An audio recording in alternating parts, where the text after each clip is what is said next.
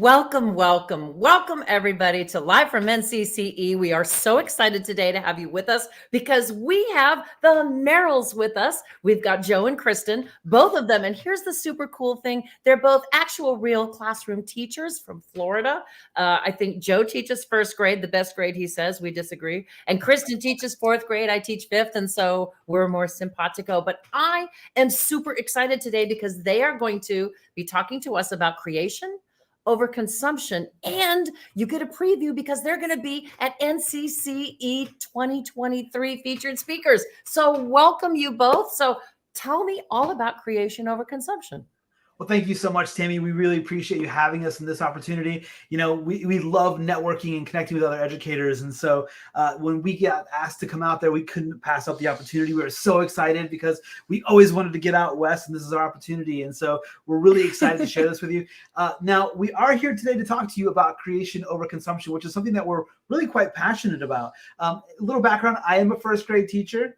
Yes, and I teach fourth, so we kind of see the spectrum. Yeah, and so we really like to kind of work our way through different activities using these strategies that we're going to share with you.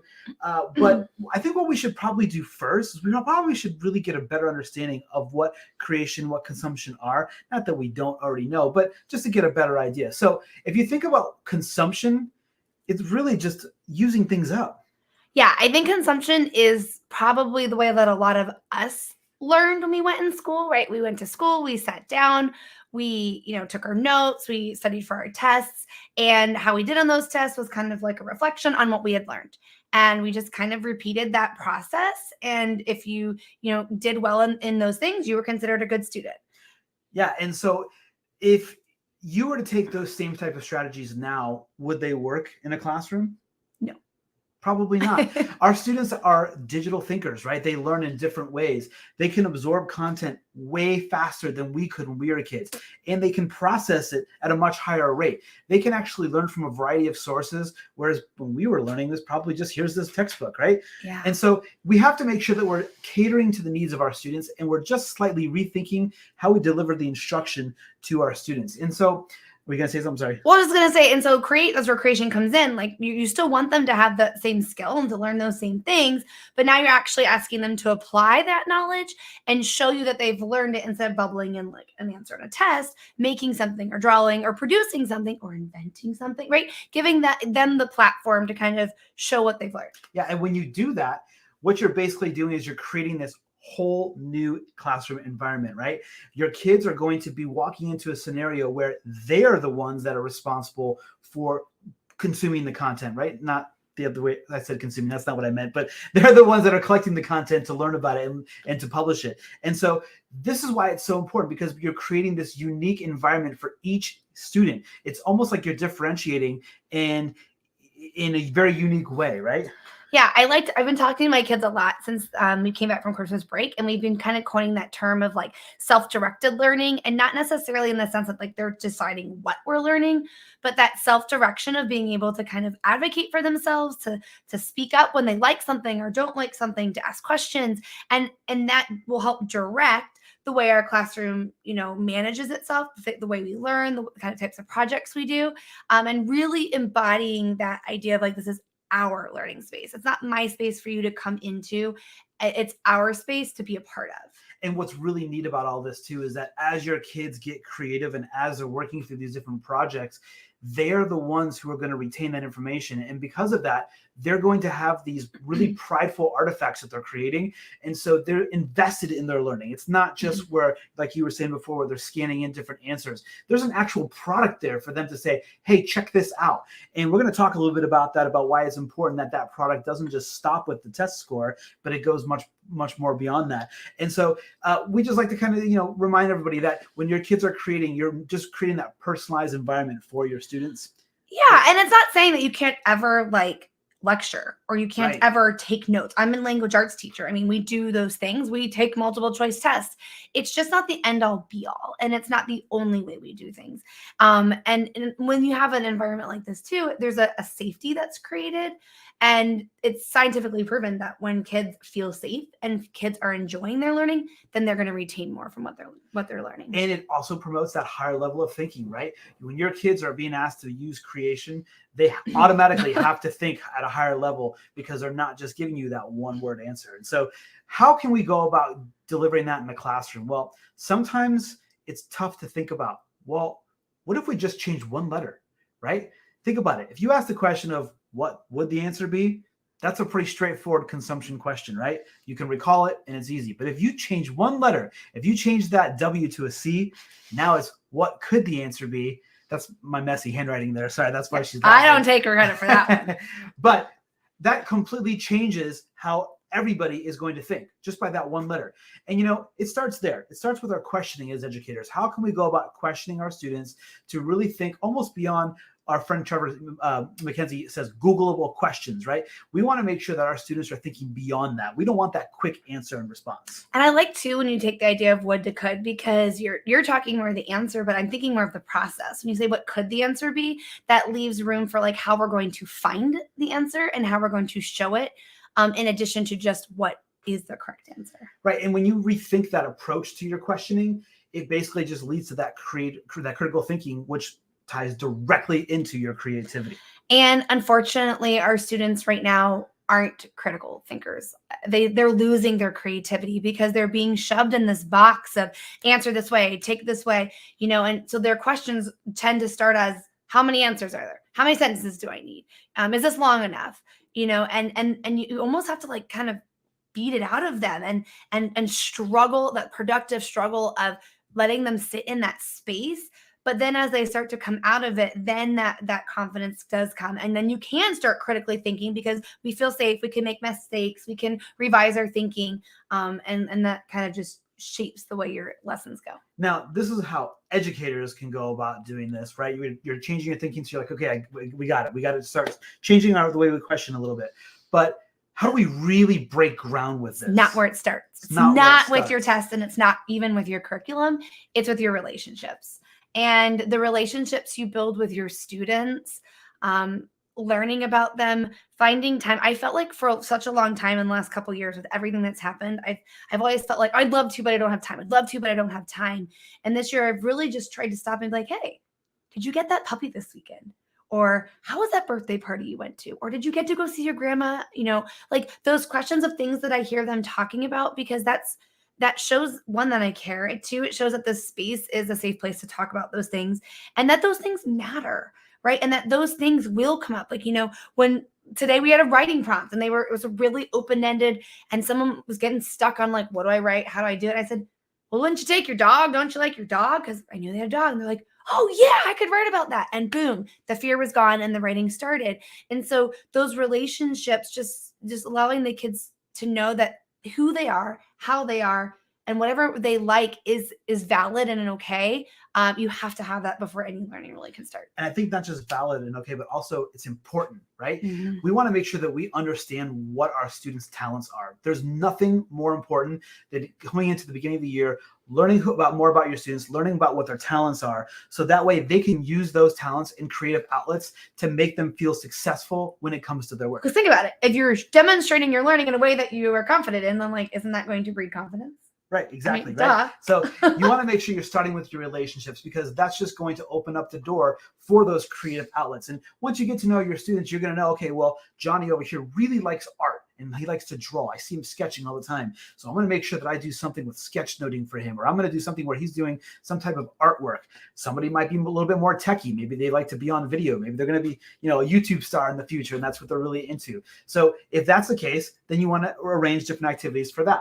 Now, sorry, go ahead. Oh, you go first. The picture made me think that, and not every class is the same. So every year, this process has to be started over again, and not knocking the teacher that's got the file cabinet in the back, but don't go to that file cabinet for your ideas. Go to your students for your ideas, because each class is made. Like this year, I have a very different class than I had last year. And a lot of the things that my kids loved last year, my kids this year would have been like I had a very art class last year, very artsy and drawing and painting. This year, my kids are all like tech, coding and Minecraft. And so you can still use the same curriculum, the same outline, but the activities I choose have to be geared towards what they like. And maybe it's just something simple, like you're just like slightly tweaking maybe what it's about. Maybe it's about a Minecraft EDU assignment, or maybe if they're not into that, maybe they're into like something like Roblox or you know, some Animal Crossing, things like that. You can basically take those same activities and differentiate them in that manner, and then you can have that creative outlet for them. Now you can see here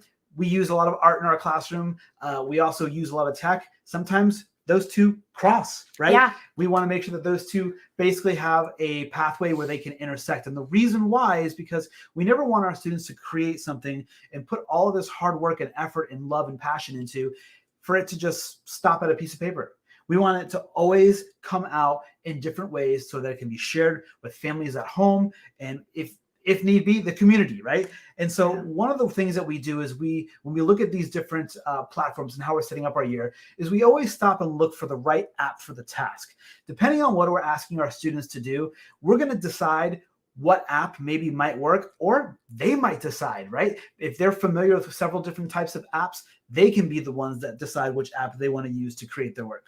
And I think that's really important because there are some apps that we can use for almost everything, but there is not a one size fits all app for everything. And so in the video before, we were doing a writing assignment, and I need a piece of paper. I need the kids to log in their ideas, to give me something to see before they go and did their news video. But apps that allow you to customize, that allow you to move or edit or ink or think upon. I mean, obviously, the more the student can do inside of the app, the better. We love the video and the recording because, like you said, for work to be authentic, it has to be shared. And if a student does an activity inside of Book Creator or inside of Flip or inside of even Microsoft PowerPoint, and it doesn't make it outside that computer to the eyes of someone else, it only takes an activity or two for the student to realize, like, no one's looking at this, like no one cares what I'm doing.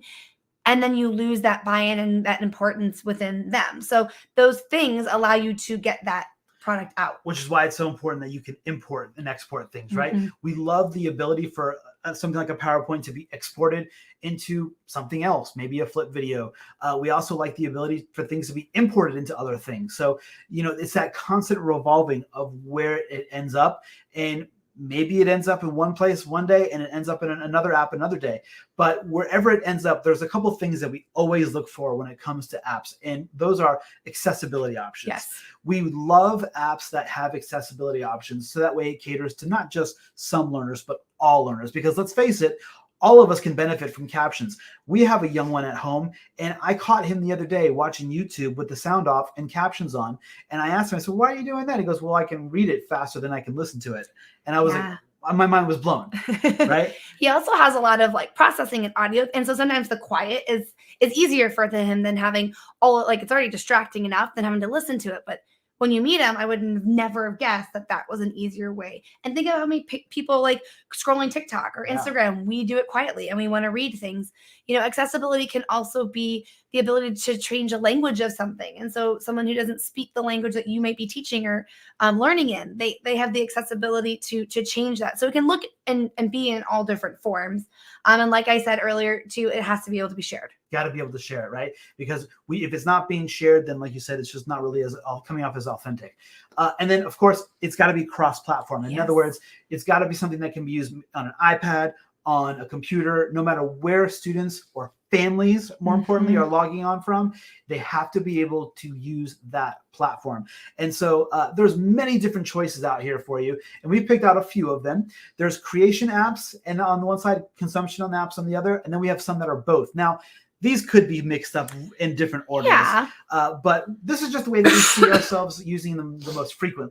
And so some of our more favorite apps on that creation side, Book Creator, Chatterpix, Doink, Buncee, those are all Texting Story. Those are all great apps that you can use where your students have to create in order to make a product. Yeah. And then the consumption, Epic and Novel Effect, I use those weekly in my classroom as a reading teacher, right? There's plenty of engagement with some of these apps, like in Kahoot and Gimkit. Let's face it, look at the kids love it. Like there's nothing wrong with those, but I can't always do a Gimkit. I can't always listen to a book at Epic. I have to incorporate it with other things because the kids are consuming a little bit more there than they are creating. And then you've got those apps in the middle that kind of let you play with both, right? You've got Canva and Flip and Seesaw, Adobe, OneNote, Teams, all those places that let you house and import and export and share and video and film and write. And so I'm sure there's a lot more apps. These are just some of the ones that we use a lot and that you're going to see in some of our examples tonight. Yeah. And, I think the important takeaway with all of this is that when your students are using these apps, we always tend to focus on, okay, well, this is the standard that they're learning about, right? Which is what we should be doing, right?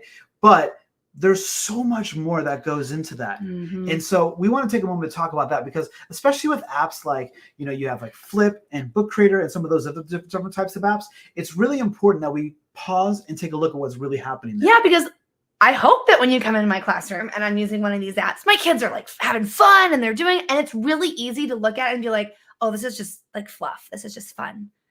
But there's a lot of skill that goes into something even as simple as recording a Flipgrid video.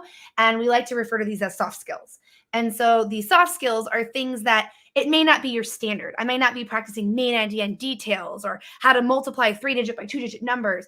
But while I'm doing that skill, there's other things that the kids are also taking away. So you're actually, instead of teaching a lesson and engaging the kids about this level, now they're at this level because they're having to do all these other soft skills like behind the scenes. And so like basic computer skills. Right. And I think a lot of times we take that for granted, right? I mean, yes, we do have students that come up and, say, I'm having an issue. Can you help me out? But you're not taking into consideration the other 18 kids that just work through some situations like that too, Mm-hmm. right? And so these basic computing skills, they're just natural to them. And I think a lot of times we take it for granted. And we want to make sure that we really stop and pause for a moment, because when it comes to this creation, the soft skills that go along with these learning standards is huge. I mean, just It's huge. yesterday we did a lesson and it was really cool. And we did it in ClassKick in its own platform. And I had no process or thought of moving it. And then one of them came to the conclusion of like, wow, we're all doing this like really differently. Wouldn't it be cool if we could share with each other? And I was like, yeah. Okay, how do I do that? And so within that 15 minutes, I taught 23 kids. Okay, well, here's how you screenshot. And then here's how you find the screenshot. And here's how you clip the screenshot. And here's how you save it. And then here's how you upload it. And it wasn't what I had planned, but they all loved it. And they were so excited. And they've learned now so many other skills and things. And it's part of digital citizenship. If we're going to be using this technology, let's learn how to use it the right way, the safe way, and the most efficient way. Like screen sharing. You just said it, right? I mean, how we use that all the time. I'm sure you guys do at home too. And so that's a skill. It's a soft skill that our students use. Now, we like to really focus on, well, I shouldn't say, let's focus on one particular app and how those soft skills look. And we decided to share Microsoft Flip with you. And if you really stop and you think about the creation of what goes behind a Flip video. Yeah, simple video. Yeah, it's not just as simple as press record and go. It's amazing to see what our students are doing. For example, this particular student in my class not only planned everything out ahead of time on paper, they used sticky notes, which you can't see in the video, but if you're familiar with Flip, you know that you can put sticky notes across the screen, which you can use as reminders to help you remember what you're going to say. She used the board feature. She also used the drawing tool live as she was recording. She made sure that the camera, this is the most important part, I think. She made sure that the camera was on her and the focus was kept on her. And then, of course, she trimmed the video at the end to make sure that it fit into the time requirements. She's 6 years old. 6 years old. And so this is so important to stop and take a moment to think about, because we ask our students to do these types of activities. And when we're not taking into consideration all of these different talents, it's yeah. And I think it's important to say we don't have a slide on it, but that this stuff takes time. And so when you're talking about all of these things that your kids have to do, when you're doing lessons that involve creation, it's okay if it takes 15 extra minutes. It's okay if that lesson takes you another day to finish, because you're doing all of these other things with it that, I worried about that at the beginning. I wasn't covering my curriculum fast enough. I was going to run out of time. My kids were going to not pass these tests that they have to do, and all these other fears, because fear is really what drives us from not using or trying something new. And I have to say, after 16 years, I've been just fine. Their test scores have been just fine. I've gotten through my curriculum just fine. And the things that they've learned and they create far outweigh that little extra time that it might have taken. So in true the Merrills fashion, one of the things that we love to do at the end of our presentations is we love sharing classroom examples with you. So that way, hopefully you can be inspired or maybe get an idea or think like, oh, that'd be really cool if I changed it a little bit this way. And so we're going to share some ideas of how we've gone and taken basic activities that use consumption, and we've tried to raise that bar a little bit by using the creative side. So this one is yours. Yep. So I teach reading. This is a language arts activity. This is a vocabulary review. Nothing wrong with the FIRE model. I've used FIRE models. I've used them before. But try to level up. We were playing a game of Cranium. And so the way it works is you take this die, and they had a thing of Play-Doh. They had a whiteboard marker on the table, and they had, what's the other one?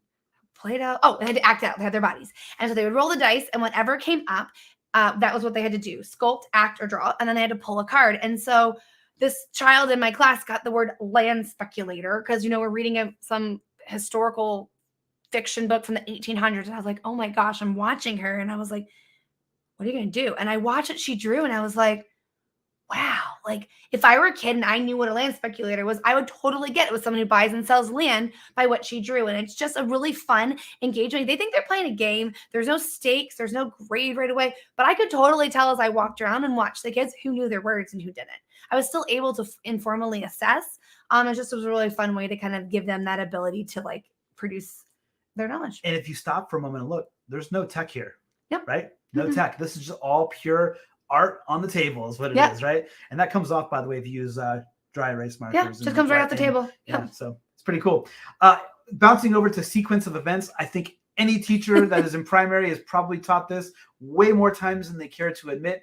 And really, this is a standard that our kids could be really benefiting from creation with. And so we read the book Stuck, which is one of my favorite books of all time. If you don't know it, look it up. You're not going to regret it. And so we had the kids sketch note out what the sequence of events were, going through the story. And every time that something changed, the kids would draw another picture for it. And like we said before, it's important that it doesn't just stop there, right? It's one thing to have that and you can say, okay, yes, this was when the fire truck came to rescue the cat coming down from the tree. It's another to have to re-explain that in the form of a video. And so we used Microsoft Flip in this example, and the kid actually took the artwork that they created, took a picture of it, and then added that as a backdrop, and then placed themselves in the video to then walk through so he could point through it and say, okay, in the beginning of the story, this is what happened. In the middle, this is what happened. And at the end, this is what happened. So it's just a really simple, easy way to take that creation of the actual, like the sketch note, and level it up to where they have to re-explain their thinking. And so that is that creative thinking that we were mentioning earlier. All right, so text features, that's something that we do a lot in fourth grade. We also kind of tie it to text structure. And it's really hard to say, like, to get past, like, what is each text feature and why is it important?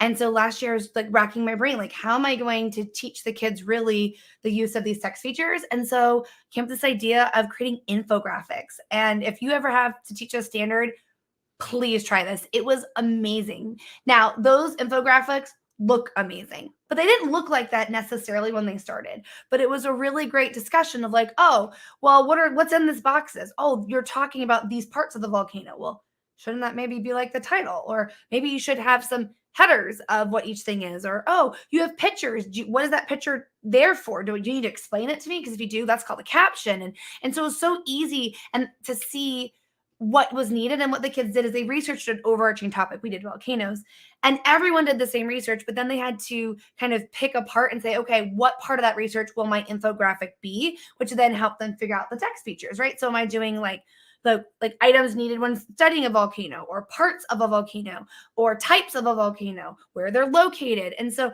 it was really cool. It was one of the first things that, well, not the first thing, but one of the things that we actually printed off of Canva. We used Canva to design. The kids were so proud of these. And then to share them with each other, they shared them on Flip. And on the back of their bookmark, I put the QR code for their video before I laminated it. So they had their video explaining it and their little bookmark. And it was really cool. We're definitely doing this one again. And if you think about it, so that video that you put on the back of there, that lives forever, right? Mm-hmm. And so if, let's just say that, this is just a funny example, but let's say that fourth grader gives it to maybe a little brother or sister down the line. They can scan that QR code to see a video of their brother or sister at some point in time talking about those text features. How gold is that? Golden. All right.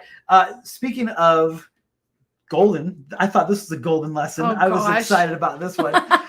So we were learning about the planets, and I was really kind of thinking like, I need to take this up a level because my kids this year already had a really good idea and understanding of what the planets were and how everything revolved around the sun, so on and so forth. So we didn't take a whole lot of time talking about consumption here, but we were using text features also. And so we had used the app Epic to learn a little bit more about some of the planets that we were not quite as familiar with.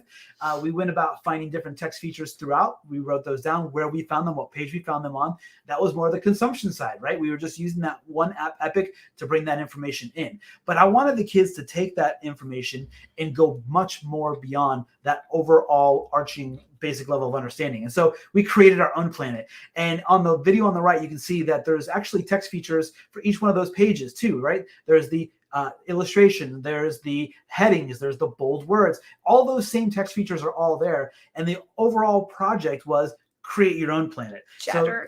So Jattern, right? My favorite one is coming up. It's Catco, right? Catco. It's a planet full of cats. I mean, come on. Well, it's Volcano World. There you go. There we go. So these were then explained in the videos, and they basically told us what they had learned throughout their research from learning other planets, maybe combining those. And so it was just a really cool way for the kids to get creative, to really think outside of the box and come up with something that's original.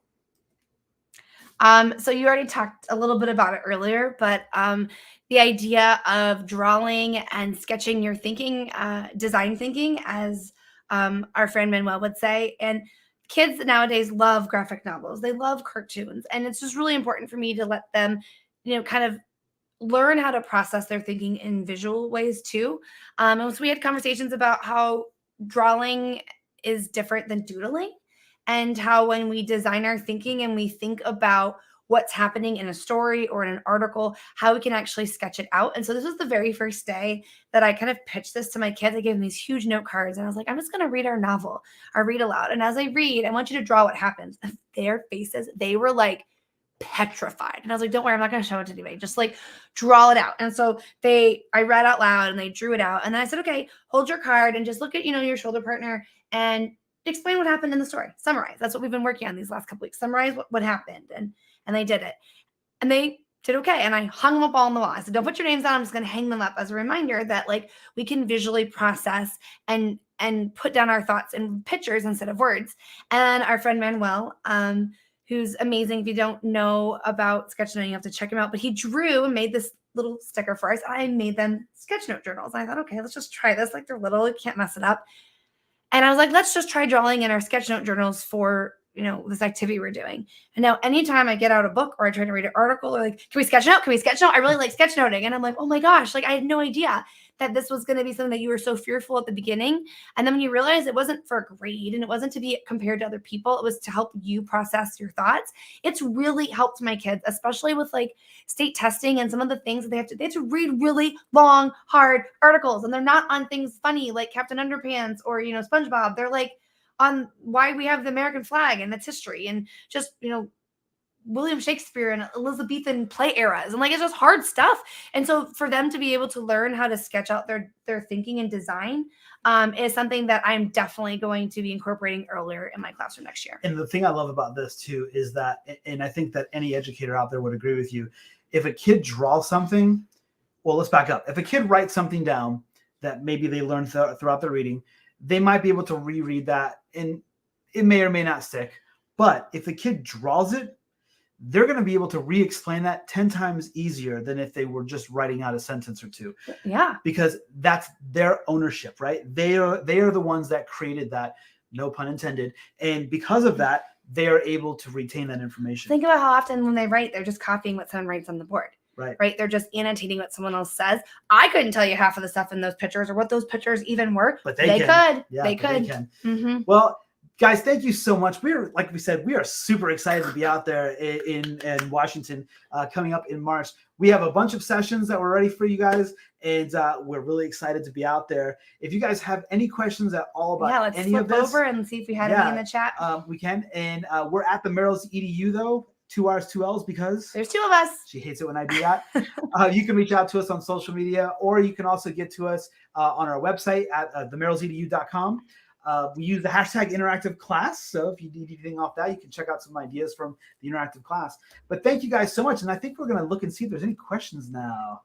Well, yeah, I did notice someone was talking about digital citizenship, and you were talking it's so important. But how do you give students the opportunity to practice that in the classroom? Any tips?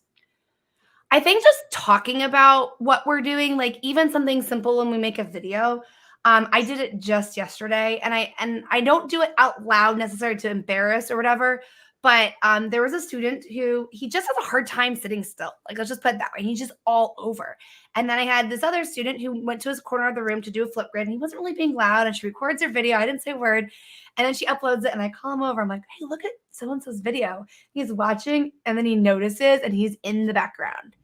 And I was like, do you see that? Like, anything that goes in a video can be seen or can be heard, or, and so when they record their videos, teaching them, like, I don't want to see up your nose. And I want to, like, just teaching them those little things about, like, how to record a video, how to speak in a video, what the different things do. Like, we think they know, but they don't. Like, they just pick up things that they see or hear, and then teaching them, like, what you say stays. So, like, Right. You have to really be mindful, and we want to use our voice to communicate and for change, right? Like, we want people to listen. And so we have to think about our audience and how they're going to perceive us. And like all of those kinds of conversations, like our son lately and his videos, when he does on Flip, he'll take these little selfies and he'll be like, makes this like extreme face. And then he makes like a YouTube tag and it says like, click here for video, which that's what they see on YouTube, right? Like, it's all these really extreme. And then you click it, he's like, okay, so today I would like to talk to you about, and he's like this whole different persona. And I was like, okay, I get what you're doing and why you're doing it, but it's not the right audience. It's not the right space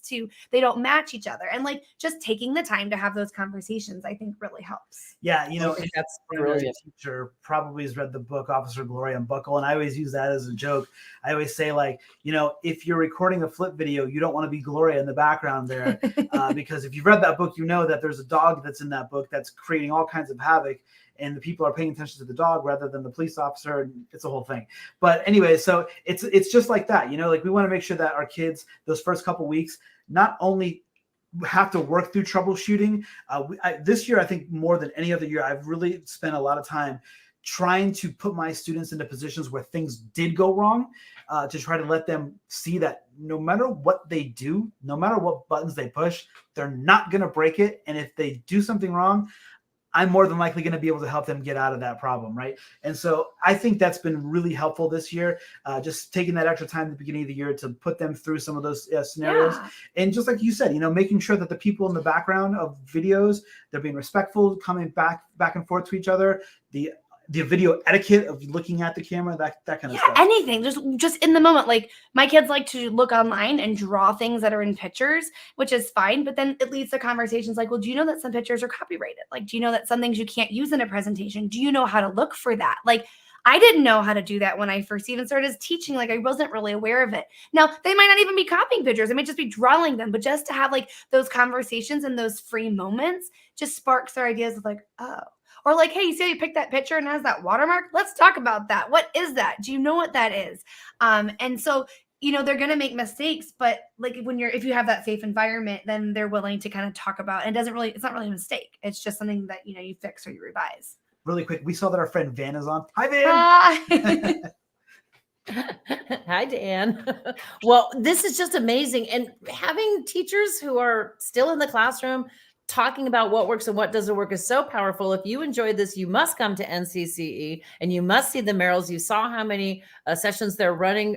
Take a picture of the QR code there. And yes, NCC, thanks for putting that up there, Mike. NCC is in March 21st through the 23rd. You can still register on the website. We're looking forward to seeing you there, Joe and Kristen, and we're looking forward to seeing you there at home joining us at NCCE 2023. If you are going, and we hope that you are, join us in our next session, Live from NCCE, March 16th, and we will be talking about what you can do as a first timer. We'll be walking you through all the new things, and we will be recommending that you go and see the Merrills. So thanks for joining us. Thank you, Merrills, and thank you, everyone. This is Live from NCCE. Good night.